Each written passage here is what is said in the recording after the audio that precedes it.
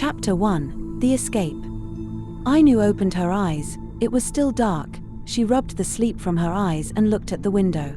There were blackout curtains in every room in her home, and her bedroom was no different. She could not tell if it was night or day.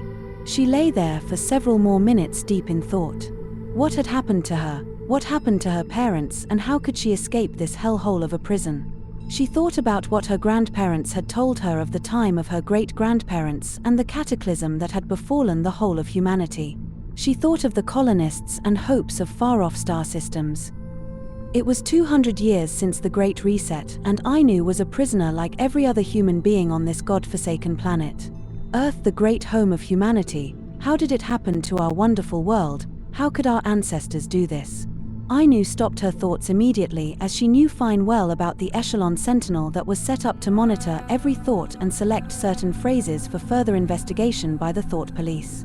She knew she had to escape from her ivory prison, but knew that such thoughts were not just outlawed but were punishable with pain and even death. Ainu thought to herself, "It's my 16th birthday today. I'm not going to lay here and wait for them to come and drag me out of bed and into work again."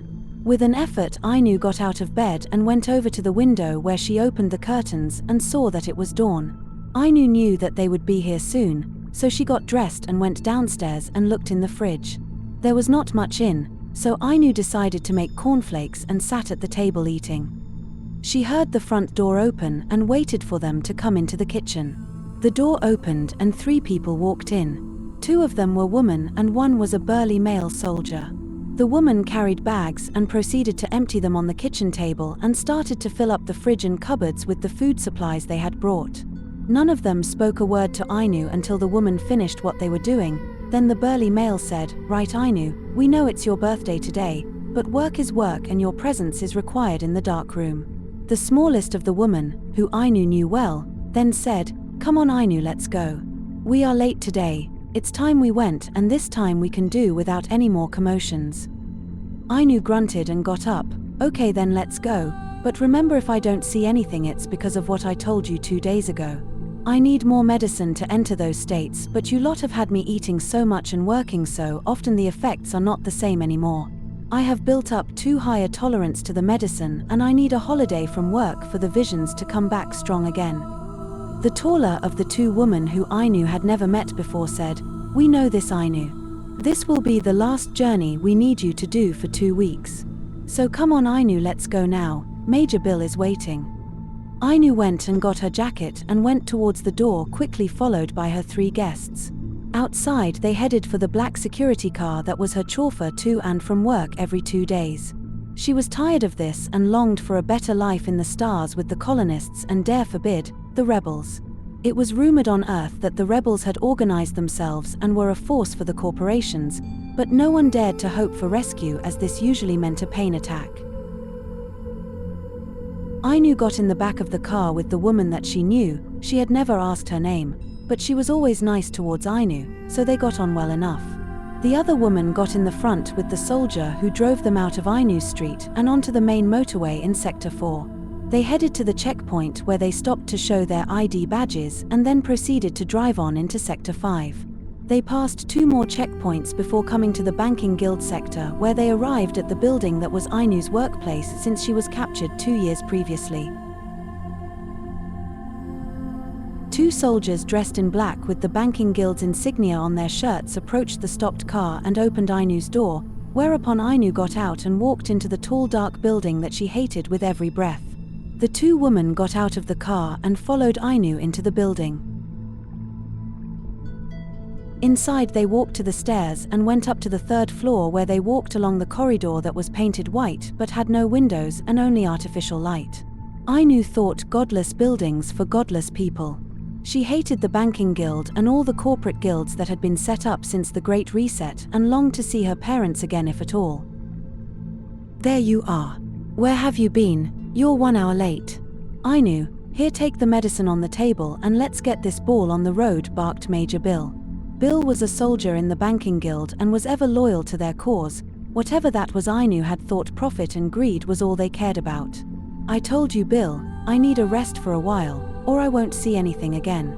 The gods are not conducive to teaching you ways to get one over on your enemies, as I have explained on too many occasions before. Ainu walked to the table and picked up the bar of plant medicine and said, "This is the last time I will cooperate with this madness, Bill. It's wrong and you know it. Stop your whining, Ainu, and remember what happened to you last year for your similar insolence," said Bill. The woman who Ainu knew then said, "Bill, she is right, we have not seen anything for 2 weeks now, we have to let her have a break from journeying." The other woman who Ainu did not know then said to Bill, "Bill, Ainu is not a soldier to be bossed about. She is a guest of our company, and we must treat her with the appropriate respect for her stature as an oracle." "Fine. Okay, Ainu," said Bill bitterly, "please take the medicine and let's see what happens. If we draw a blank, then you can go home early and have that holiday for 2 weeks." Ainu ate the plant medicine and went and sat in the chair in the corner of the room. She heard Bill say to the strange woman, "We must never show disunity in front of Ainu again. I believe she can see but is holding back from us. If it was up to me, I would put her in pain until she sees something." Whereupon the strange woman said, "That's enough, Bill. It's not just Ainu that could feel pain." The woman then approached Ainu and sat down next to her. "I believe you must wait for half an hour for the medicine to work. So, Ainu, what do you think we should do if your goddess doesn't want to show us anything even after your 2 weeks holiday? Do you think we should then send you back to Sector 1 with all the ruffians?" Ainu answered, "The ruffians are my kin, don't you know that? I was kidnapped from my parents by your henchmen and taken to Sector 4, from where I cannot get back to my family or friends. And for how long do you expect me to work for the banks? We all have our bosses, Ainu, and we all feel the same pain if we err. So, I would ask your goddess to help us see something for the recordings, if anything. It would be a waste to be an oracle and have no one see your visions." Ainu then went into the dark room and said, "Okay, here we go, Bill. Just for you I will go in deep." Bill snorted over the airways, "Hurry up, Ainu, I know petulance when I hear it." After 3 hours of no visions, Bill finally threw his arms up and said, "Right, that's it then. Once again, we see nothing. Ainu, consider yourself lucky I am not in charge of this journey, as I think a course of pain medicine would work just as fine as the plants." The strange woman then said, "Okay, that's enough, Bill. Ainu, let's go home, you can have your 2-week holiday now." With that, Ainu and the woman she knew both left the building and headed to Ainu's home, where the woman said, "Sorry for Bill, Ainu. He's an ass we all hate, but he's above us in rank, so there is nothing we can do about him while you are here." With that, the car drove off, leaving Ainu wondering why I am here. Fuck, I am always going to be here. She then turned and went into her home. Inside, Ainu headed for the living room and turned the television on. She plopped down onto the sofa and watched the news. It was all about the rebel explosion at the mining guild sector. The newscaster was deriding the rebels for crimes against humanity and other such crimes as only the warped minds of the deluded establishment could dream up to describe the Earth's freedom fighters, thought Ainu. She went into the kitchen and got a snack from the fridge, then went back into the living room. She spotted a small piece of paper on the mantelpiece and picked it up. There was very small writing on the paper. It said, "My little goddess." That was Ainu's grandmother's nickname for Ainu when she was a young child. Where the hell did that come from, thought Ainu. She immediately put the paper into the bin and went and sat on the couch and stared at the television screen. The newscaster was now talking about the colonists at the edges of the empire and hailing them as harbingers of the rebels and the destruction of our way of life. Ainu tried to listen to the newscaster and not think of the note. She had no idea of how it got there or why the nice woman seemed to hate Bill as much as Ainu did, and why did she say that as long as I am here Bill would be an ass. It's hard to control thoughts sometimes, as many an earthling has found out, and the thought police have it very good and show no mercy to anyone they think could turn into a rebel. Ainu hated life in Sector 4 and longed to escape, but she knew she would need help, and she could not help but have these thoughts because of the piece of paper with the writing on it. She hadn't seen her grandmother since she was 6 years old, when her grandmother and her grandfather both went off with a colonist ship to the outer edges of the empire, never to be seen again. She had to stop thinking of her family, or the thought police would be at the door. Oracle or no oracle, she would be tortured just like any other deviant to the state for those types of thoughts. She turned the channel on the television as the news was not helping her control her thoughts, but she longed for meaning in the note from possibly her grandparents. How could it be them? How could they find her? What does it mean? She immediately stopped thinking again and went back into the kitchen and put the kettle on and made tea to distract her mind from these illegal thoughts of family and rescue. Feeling tired from the plant medicine, Ainu decided to lie down on the sofa. She stared at the television and flicked the remote, and the television channel changed to the end of an advert for a colonist ship to a far-flung star system in the Earth Empire, which made Ainu think of her grandparents again and the strange piece of paper. Ainu immediately stopped her thoughts and watched the television again, which by now had moved on to another banal reality show about nobodies wanting to be somebodies. Ainu opened her eyes. It was dark again. I must have nodded off, thought Ainu. The television was on standby, so Ainu looked at the clock and saw that 4 hours had passed. Ainu heard a shuffle from behind her and a small husky voice say, "My little goddess." Ainu froze and then jumped up and looked at what was a tall man dressed all in black. "My little goddess," he said again. Ainu said, "What the fuck?" and grabbed an empty bottle of cola and started to wave it threateningly in the direction of the intruder and shouted, "Who the fuck are you?" To which the intruder put both of his hands in the air and said once more, "My little goddess, we haven't much time. If you want to live, then come with me." "We don't have time to explain. You know why?" Ainu cried, "Who told you to say that to me? If we explain, we are dead, so decide, my little goddess. Come with me now or stay here forever. Decide now," said the man. Ainu made a split-second decision to follow the man, as she had not thought of those words her grandmother had said to her for 10 years. Ainu put the bottle down and said, "Okay, what now?" She knew she had to act on instinct, or the Echelon Sentinel would alert the thought police, so time was as short as the need for no thoughts of family and rescue. The man said, "Let's go, my little goddess, we have a car outside waiting, hurry up." Ainu said, "Wait, what about clothes? I have to pack." Eno barked the man. "We go now," he shouted. He grabbed her hand and they both ran out the front door and into the waiting car, which as soon as they were in, tore off down the road. There were 3 men in the car, all were armed with guns, which made Ainu paranoid. What had she gotten into, she wondered, and quickly cut of those betrayal thoughts from the artificial intelligence Echelon mainframe's ever-listening ears. The men sat in silence as the car approached Sector 3's checkpoint, where the first man said, "Here, use this ID card and don't look scared." The men hid their weapons and handed over their ID when the car stopped. After a brief pause, the guard handed the ID cards back to the passengers and opened the gate. The driver then drove off through the gate and into Sector 3. Ainu said, "Where are we going?" to which she was told, "You will find out later." As the car drove further into Sector 3, Ainu could not help but think of the spaceport for the colonist ships, as that was what was in Sector 3. Could she be going there? She quickly stopped her thoughts from waking up Echelon anymore. As far as Ainu was concerned, the banking guild had not noticed her escape yet, or she would no doubt be in pain if not dead. Had she taken on too much risk at her young age, or was this the dream journey she had been dreaming of since her grandparents went off to the stars? The car slowed down and the man in the front passenger seat turned to Ainu and said, "Tommy here will escort you onto the ship to the stars, but it still is not safe for you to think openly yet, so to be careful. We are going to drug you, Ainu. You will fall asleep and wake up on the starship. Don't think any more of this, okay, Ainu?" Ainu nodded and closed her eyes when she saw the needle being put into her hand. It did not take long to take effect and Ainu fell unconsciously asleep. Ainu woke up. It was pitch black, or were her eyes closed? She tried to open her eyes but couldn't. She then tried to raise her hands to uncover what was blocking her eyes, but she could not move her hands. Fear rose up in the 16-year-old Ainu. Where was she? She listened intently and could discern voices talking in the distance. She could hear 4 different voices, 1 female and 3 males.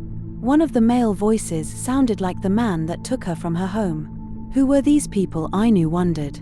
Did she make the right choice in leaving her home with them? She remembered the note and what the man had said, "My little goddess." Was this a message from her grandparents? Were these men and women the rebels? How could they have found her, and what do they want of her? She knew who she was, an oracle of the goddess. Her mother and grandparents had brought her up well versed enough to know that. Minutes passed and turned into about 1 hour with Ainu immobile on a bed with no way of knowing where or who she was with. Suddenly Ainu heard a door open, and 2 sets of footsteps enter the room. "Ah," said one of them, a strange voice to Ainu. Then the other more familiar voice said, "My little goddess is awake." Ainu blurted out, "Where the hell am I and why am I blindfolded?" The familiar voice said, "You are with friends, my little goddess." "Stop saying that," said Ainu, "you have no right to call me that. It's all the name we have for you, friend. You are on a starcraft that is just about to leave the Sol system. Once we get past the sentries, we will wake you up again. Sorry, this pinprick won't hurt too much." Ainu sighed and winced when she felt the needle inject into the back of her hand again. It did not take long for the effects to hit Ainu, and she was out like a log again. Chapter 2: The Rescue. Ainu woke up. She was groggy and felt slightly queasy. She rubbed the sleep out of her eyes and realized that her hands were not tied. This brought her back to reality quickly, as she then opened her eyes to see if she could see. She saw a metal roof with ducting along the corner and a flickering light hanging in the middle of the room. Turning her head to the side, Ainu saw a woman looking at her, smiling. She said, "Hello friend, have you a name?" Ainu said weakly, "We have left the Sol system and are heading for a space station where there is a colony ship that will take you to the outer edges of the Empire, the Outlands," the woman said. Then she spoke into a comms system and said to it that Ainu was awake. The woman said, "Sit up, Ainu, and move your muscles about and get the blood circulating in your system again. You have been out for several hours now and will be weak." Ainu struggled to sit up but managed it with some moans. She rubbed her legs and arms and said to the woman, "What's your name?" Then the woman said, "Catalin Ainu. Food and liquids will arrive soon, not to the standards of the banking guild, but it will fill you up and refresh your senses." Ainu could hear footsteps approaching, and the door opened. In walked Tommy with a tray of food and a smile on his face. "Good morning, my little goddess," he said, to which Ainu retorted, "I thought I told you to stop saying that, Tommy." "Ainu is her name," said Catalin. "Ainu it is then. Here, Ainu, some food to fill you up. Eat it all and come in up to the bridge when you're ready." He then handed Ainu the tray and left the room with Catalin, who said as she was leaving, "We are all friends here, Ainu. Don't worry, all will be revealed when you come up to the bridge." After eating her meal, Ainu stood up and stretched her legs and arms. She was all stiff from being immobile and drugged for so long. "Well, nothing for it but to face my destiny," thought Ainu as she headed for the door. She walked out of the door and into a small corridor. She went along it to the door up ahead, which automatically opened as Ainu approached it, and Ainu walked into the bridge to face her destiny. "Ah, Ainu, I do believe. Welcome aboard my ship. I am the captain, Falconer, at your disposal. I'm afraid we can't tell you much about this mission, having not knowing much about it ourselves since it was top secret. So, Ainu, our secret weapon has awoken, has it? Tell us how you feel after eating. Are you still queasy?" "No," replied Ainu. "I feel fine now and need some answers." "Who sent you and why?" "Straight to the point," said Falconer. "Okay, have it your way then. Here's what I know. We were ordered by High Command to go back to the Sol system for a vital mission to rescue a very important person, you namely Ainu. Now this person would be under house arrest but not under any guard watch, as you were vastly underestimated by the banking guild, and so were we, quite frankly. They won't underestimate you or us again, I can assure you. So, Ainu, I don't know who sent for you or why you were sent for, as such information being given to us prior to the mission would have put you at risk if any of us got caught and were interrogated." "Are you the rebels?" inquired Ainu. "The ones and only ones," said a man standing next to Tommy. "We are all on the same side, Ainu. Now in 4 hours we will contact the space station Alpha 1 Bravo, where a colony ship is waiting for you and Tommy to take you to the Outlands, where you will find all the answers to your questions, Ainu." Tommy said, "We have a long journey ahead of us, Ainu, and it could get bloody. The banking guild are aware that you have escaped and have sent a squadron after us. We are 2 hours ahead of them and our ship is fast but not powerful. We could not match them in a fight. So, we must rely on speed and stealth to get us there as quickly as we can. Sit over there and strap in, Ainu, as we will now enter warp drive." Everyone sat down and secured themselves for the journey to space station Alpha 1 Bravo. Ainu's thoughts were racing now. The rebels, the Outlands, and possibly her long-lost grandparents. Was this a dream? Would she wake up and be back in Sector 4? Suddenly Ainu was propelled back into reality and into the chair as the ship initially entered warp drive. Falconer shouted, "Set course for Alpha 1 Bravo, course straight ahead, full steam Boyo's eye." "Aye, Captain," said the ship's pilot. The ship cruised on warp drive uneventfully for 4 hours and arrived at Alpha 1 Bravo. Alpha 1 Bravo was a marvel in space construction, considering it was the colonists that built her. From scraps of old ships and containers, they welded together a work of art in space that served as the halfway point between the home systems and the outer limits of the Empire and into the outlands. Falconer's ship entered the space station and docked at the bay. Falconer then said, "All right, you two. That's us here. The rest is up to you, Tommy and Ainu. Go forth and find your destiny, and may the goddess bless your path, my friends." With that, Tommy and Ainu got up and left the starcraft and entered the docking bay of the space station. They walked along the corridor and talked of what Tommy knew of the mission. He also explained that the colonists in this sector were supportive of the rebels and that they would be safe here until the colony ship set off for the outer lands. He took her to a hotel where they booked into a room. "We will stay here for a bit until we are contacted by one of our agents. Then we will head for the colony star cruiser, okay, Ainu?" Ainu grunted acknowledgement. They sat in silence watching the television until there was a knock at the door. Tommy told Ainu to stand in the corner as he took his gun out and went over to the door. He called through the door, "Who's there?" to which a muffled voice answered him with what Ainu could not clearly make out, but it seemed to calm down Tommy, who then opened the door and in walked 2 men. One of the men spoke to Tommy and the other stared at Ainu. Feeling uncomfortable with his gaze, Ainu said to him, "Hi," to which she got a one-word reply, "Hi." Ainu listened instead to Tommy talk to the other man.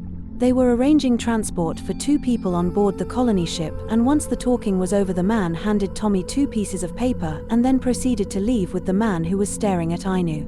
Tommy closed the door, then smiled at Ainu and said, "That's us sorted, Ainu. We got the tickets, and we can leave in half an hour." Ainu smiled back at Tommy and said, "Okay, then what?" Tommy smirked and said, "We go home, Ainu." Home. Suddenly a loud booming alarm sounded, and Tommy's face went pale. "Shit, what's going on now? Come on, Ainu, let's go, this is not a good sign." He grabbed Ainu by the hand and ran out of the door. Outside, everything was in commotion. People were running everywhere, and Tommy made a beeline for the docking bay. "Come on, Ainu, we must be under attack. That's the battle alarm that's sounding." They both ran as fast as they could run while trying to stop from barging into people going the other direction. They reached the docking bay and Tommy started talking to a guard and showed him the tickets. The guard grunted and let them pass. Tommy and Ainu ran to the colony ship, which was getting ready for an emergency evacuation. The colonists' fighter craft were being scrambled and Tommy and Ainu had arrived just in time to get on board the colony ship before the doors slammed shut. Ainu winced as she heard explosions coming from the space station and wondered what fate awaited them as the colony ship ascended into orbit and flew out of the space station and into the heat of the battle.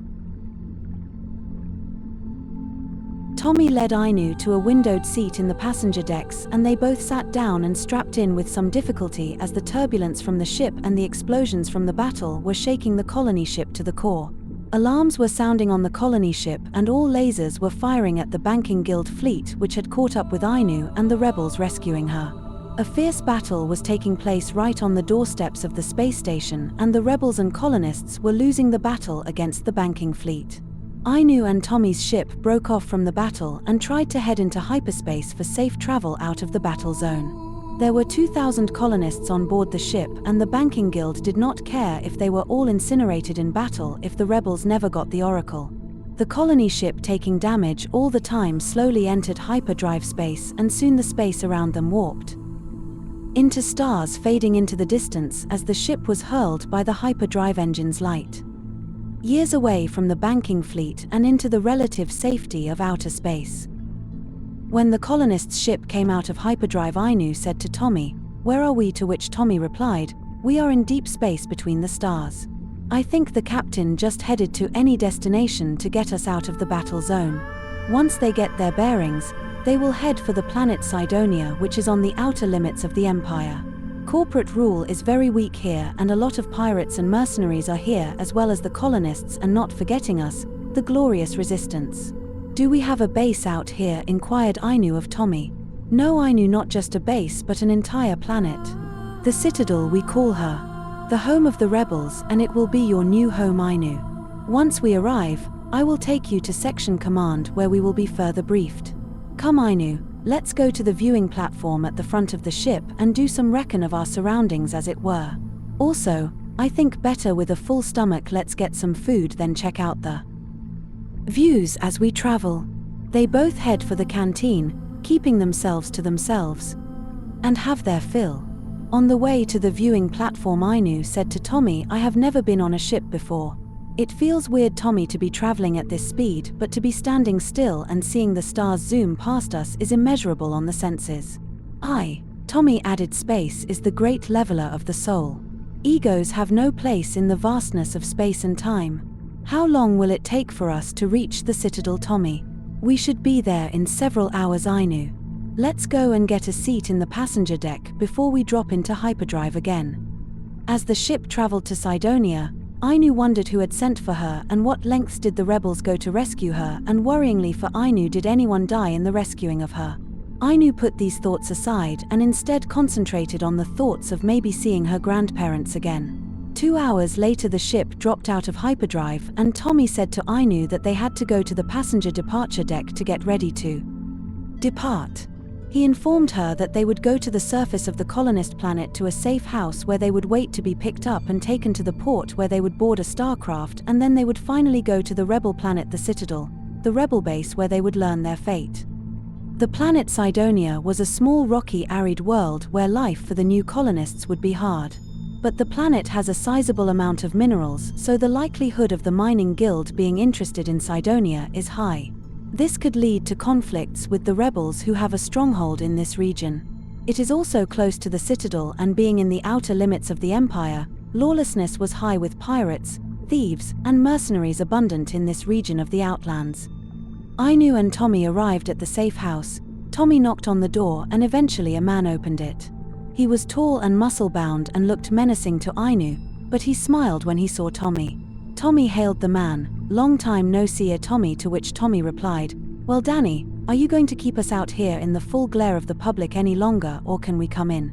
Danny looked at Ainu and then again at Tommy and motioned them in the house. Inside, Tommy said to Ainu, "Ainu, this is Danny, an old friend of mine. We have had many a scrap together and we could regale you all night long with the tales of our adventures." "Danny, this is Ainu, we finally got her." Danny laughed and said to Ainu, "Well, Ainu, it's good to meet you. Come on in and sit down. Are any of you too hungry, as I could rustle up a good curry, Tommy? We have a couple of hours to wait for the pickup, so you might as well have your fill of my culinary delights." Ever the host, Danny smiled Tommy. Ainu calmed down with the friendly atmosphere that she could sense and sat at the table with Tommy as Danny headed off to the kitchen. "Are we safe here?" Ainu asked of Tommy. He replied, "Safe as houses, Ainu. This is rebel-controlled space. We are a lot stronger than what everyone seems to think. The colonists are all supportive of us and the thought police are not in this sector, Ainu. You can think freely again for a while anyway. Until we fix you, that is," he said with a smile. Danny walked back in carrying a tray of drinks. "That's the dinner on, folks. Here, have a beer while we wait." "You old enough to drink, Ainu?" Danny asked. Tommy took 2 bottles of beer from the tray and gave one to Ainu. "She's old enough to be hunted and shot at, so she's old enough for 1 beer. Here you go, Ainu." Ainu thanked Tommy and took a sip of the liquid. It was cold and tasted bitter, but it was palatable to her taste buds, so she took another bigger drink and sighed, "All this travel has made me tired, Tommy. Don't worry, Ainu, we are nearly home. Another couple of hours and you will see the Citadel. It's magnificent, Ainu. Can't wait to see your eyes light up when we first disembark from the ship and you see the horizon on the Citadel," Tommy said. "Aye, Ainu, it's a sight to behold," interjected Danny as he went back into the kitchen and came out with plates which he placed on the table in front of Tommy and Ainu. Tommy and Ainu continued talking as Danny went back into the kitchen to prepare the meal. After 10 minutes he came back out with a pot of piping hot curry. Hope you like vegetables, Ainu. We don't consume flesh in the Resistance. It's bad for the soul. I was brought up a vegetarian, Danny replied Ainu. Thanks for the meal, Danny. I'm starving with all the travel and everything, so thank you and blessed be. As they talked at the dinner table, Ainu got to know Tommy a lot more. She liked him and felt a good aura around him, so she sensed that she could trust him, and she could tell that Tommy and Danny were very close. She wondered what was it that bonded them so much, and she asked of Danny, Danny, why do you fight for the Resistance? He paused, looked at Ainu, smiled and said, love, Ainu. We fight for the love of the gods, their people, both plant and animal. We fight for freedom. The freedom to think, the freedom to be just who you are. Who you really want to be. Not what some jumped-up corporate stooge or AI machine dictates what you should be. Ainu, we fight for the love of each other and our children's right to thrive and be free. We fight for the Oracle, our spiritual leader Ainu. You will meet her, no doubt, said Tommy. Ainu wondered who the Oracle was. She heard some of the passengers on the colonists' ship talk about her. Ainu knew her grandmother had the gift the same as Ainu. Could her grandmother be this Oracle of the Resistance? Tommy, who is this Oracle that you and others talk about? We have not heard of her on Earth. The Oracle of the Goddess, to give the Oracle her full title. She is our spiritual leader and advisor to the Rebel High Command. I see, said Ainu. Tommy, where were you born? Earth or out here in the Outlands? Ainu asked. I was born on Earth, Ainu. I think that's why I was chosen for this mission. Whereas Danny here is a born and bred Outlander, said Tommy. That's right, Ainu. I have never been to Earth. I have heard it looks beautiful, though, intertwined Danny. They talked as they waited for Danny's phone to ring, and when it did, Danny looked at it and said, that's the pickup, Tommy. Let's get ready. Tommy and Danny got up and Tommy got his bag and told Ainu, come on, this is it. We're finally going to your new home, the Citadel. Ainu smiled and got up as she walked with Tommy to the door, and they both thanked Danny for his kindness and hospitality and said their farewells as they left the safe house. There was a car parked outside with 2 men inside. Tommy got in the back, followed by Ainu. They drove off towards the spaceport to catch the ship to the Citadel.